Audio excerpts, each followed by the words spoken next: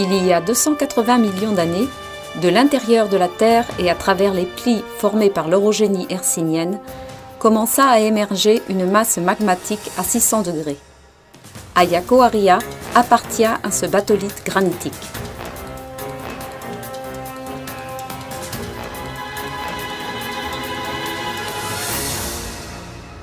Pendant la durée de l'intrusion se formèrent les filons métallifères, autrement dit les gisements de plomb, de zinc, de fer et d'argent d'Ardituri.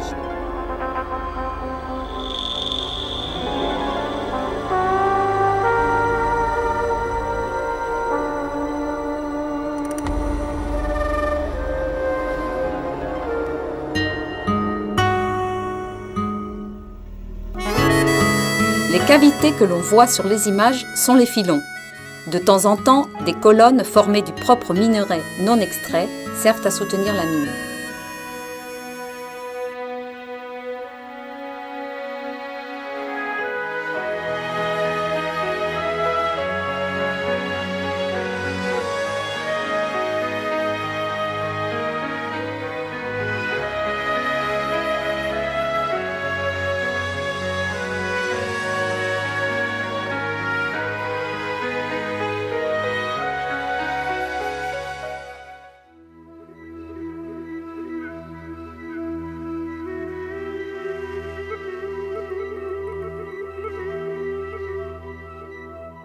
L'ingénieur allemand Juan Guillermo Talaquer fut le premier à décrire les mines d'Ardituri.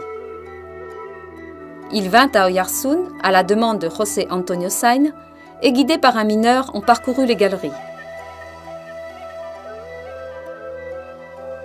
Au début du XIXe siècle, il publia dans une revue spécialisée une description détaillée de ce qu'il avait observé à Ardituri, dans laquelle il rendit compte de l'incroyable travail d'exploitation entrepris par les Romains.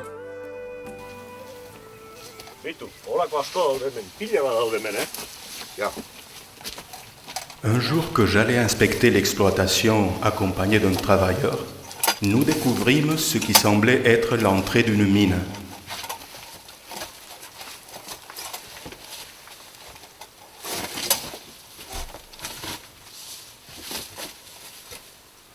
Jamais je n'ai vu un tel travail, dans aucune mine, ni ancienne ni actuelle. On a vu 46 galeries à l'intérieur et 82 puits et entrées. Et dans les profondeurs, il serait impossible de les compter. Il faudrait 600 hommes travaillant sans arrêt durant 200 ans pour creuser ces 15 ou 18 kilomètres de galeries. En certains endroits, on observe sur les murs des creux taillés dans la pierre qui servaient à placer de petites lampes aux lanternes.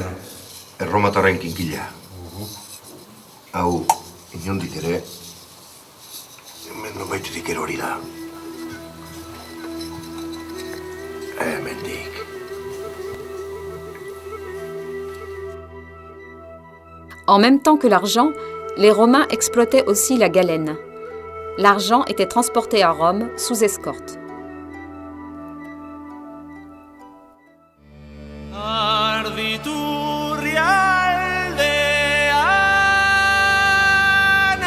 On pense que lorsque les Romains arrivèrent à Ardituri, les Vascons extrayaient déjà du fer et de l'argent. Il n'existe pas d'informations à ce sujet, mais les légendes des gentils et autres mythes locaux perdurent, assurant que les gentils, Intihuatl, vivaient dans les grottes d'Ayacoaria, jetaient de grandes pierres et fondaient le métal. Tout cela aurait-il quelque chose à voir avec la métallurgie primitive des Vascons ?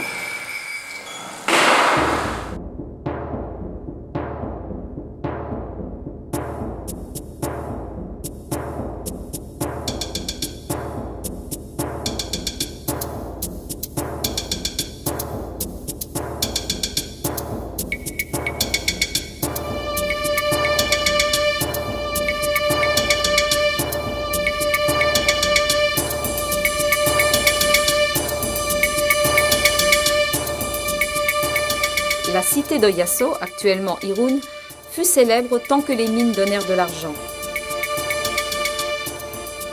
Au vu des travaux réalisés dans les mines, il est clair que cette exploitation était très importante.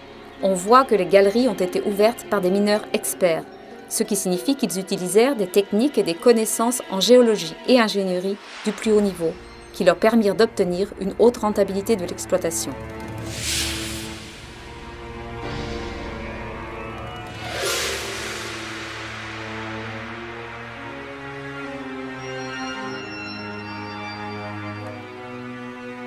Les mines sont formées de parois lisses avec de petits renfoncements creusés pour poser les lanternes. L'organisation devait être stricte pour rentabiliser dans ces conditions le travail d'ouvriers et d'esclaves.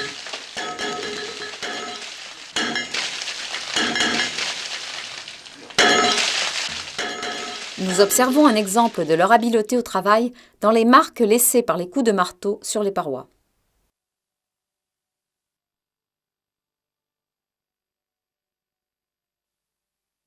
On voit partout des pierres à broyer le minerai. Pour séparer l'argent, il cassait contre ces dures pierres de granit la galène argentifère. Begira, errautsa.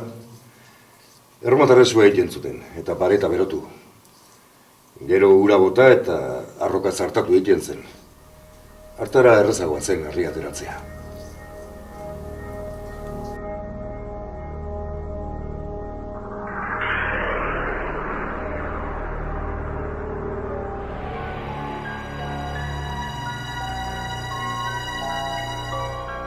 L'exploitation dans les profondeurs situées sous le niveau de la rivière était difficile à cause des inondations. Pour évacuer l'eau qui s'accumulait, ils creusèrent un canal appelé cuniculus, dont l'eau allait se jeter en aval de la rivière. Pour cela, ils creusaient des cheminées qui descendaient des galeries et communiquaient par-dessous pour déboucher en aval du cours de la rivière. Pour ce travail, des centaines de personnes durent être réunies ici. Mineurs, muletiers, cuisiniers, fondeurs, charpentiers. On pense que les Romains construisirent un village à Arditouri.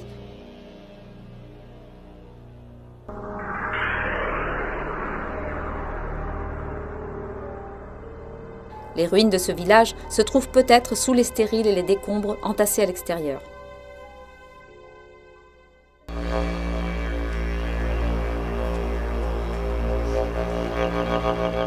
Les Romains situèrent Arditouri dans le Saltus Vasconum. À la chute de l'Empire romain, les Vascons créèrent le royaume de Pampelune, puis celui de Navarre pour se défendre des Francs, des Visigoths et des musulmans. En l'an 1200, la Castille s'appropria d'une partie importante du territoire de la Navarre. Oyarzun, qui appartenait à cette dernière, passa sur ordre d'Alphonse VIII sous la domination de la Castille. Oyarzun vécut de près les luttes entre les différentes factions et les conflits entre fermiers, miniers et forgerons. Arditouri a connu la convoitise pour l'argent et les intérêts du fer, les tensions entre les esclaves et les Romains, la toute-puissance des seigneurs et le dur labeur des mineurs, les métiers des forges et de l'artisanat, les armes, les outils de labour. Et enfin, l'extraction intensive pour l'industrie moderne qui détruit et épuise les ressources.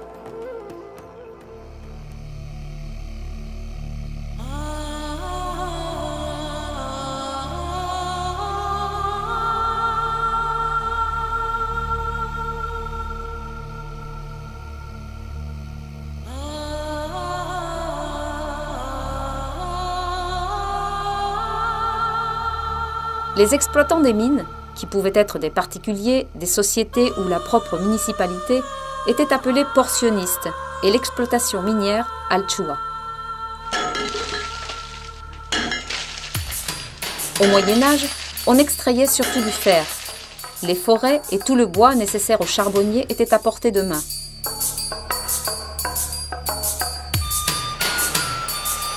La force de l'eau ne manquait pas non plus pour faire tourner les roues des moulins.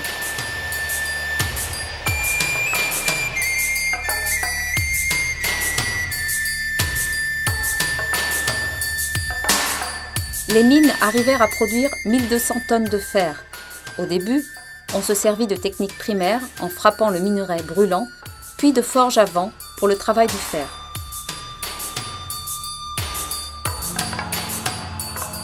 En 1328, sous la domination de la Castille, le roi Alphonse XI concéda à Irun et à Oyarzun le droit de forge, qui venait confirmer les droits et les avantages dont les deux cités bénéficiaient depuis longtemps.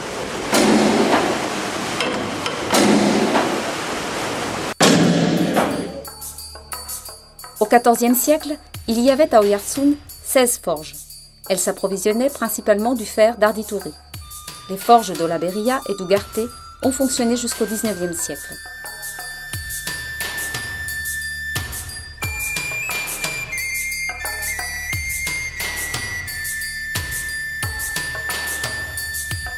Pour obtenir la température de fusion du métal, il fallait du charbon végétal qu'on obtenait grâce au bois et aux charbonnières qu'il y avait partout aux alentours.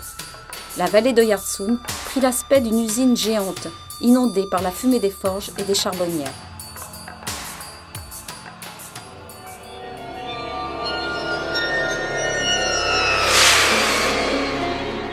Avec l'industrialisation, Ardituri fut exploité par 5 entreprises successives.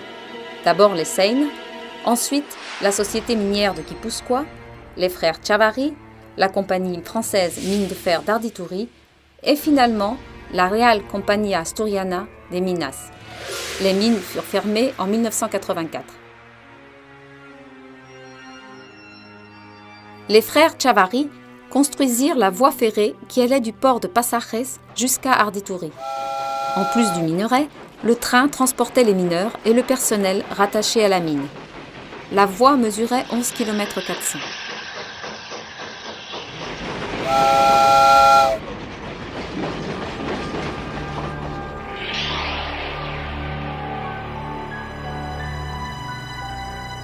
Le minerai brut, non décanté, s'appelait todo uno, tout un. Pour séparer la galène, la blende et le feldspath, on utilisait un procédé chimique. Celui-ci était réalisé ici même, dans l'édifice appelé lavadero ou laverie. En 1976, on obtint environ 10 000 tonnes de minerai.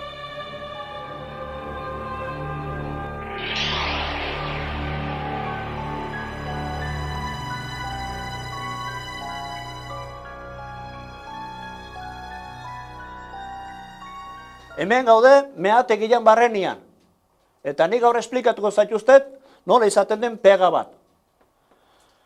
Barrenistak egiten du zulatu. Gehinen erdian eta kuina bezala. Kuinian beti. Itentxu lau o bost o seiz olo. Bazterrian bai beste mordoska bat, bazterreon mordoska eta bazterreon gehiago. Erdiko zolu itan emeten du pistoia 0 kua. 0 da, 0 segundos. Bazterrian 1 kua, 2 sekua o 3 sekua. Leherketa iten denin, iten da beti erdian. Eta nola 0 segundos ditun, horrek iten du, zakarra atera eta zolu uzten jo bestiai. Orduan lehertzen dira, batekuak, bikuak, irukuak, seikuak, o zortzikuak. Eta zakarra hemen oten da urrengo eguneko. Hemen ez dugu egun hortalan eatortzeikan, porque hemen dago izugarrizko kehatxa, harriak bazen ditugu bezala abian, buruko mina dinamita usaila eta dena.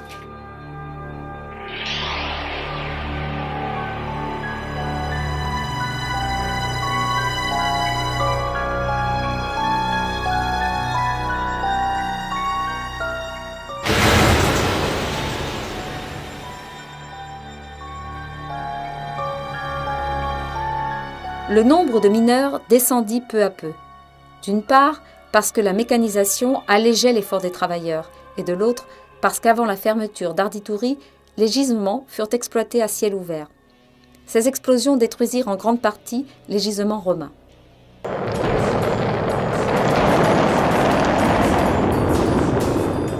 Avec le travail des forgerons qui fondaient le minerai des mines et forgeaient des leviers sur leurs enclumes, les habitants d'Oiartzun transformèrent le fer d'Ardituri en instrument musical.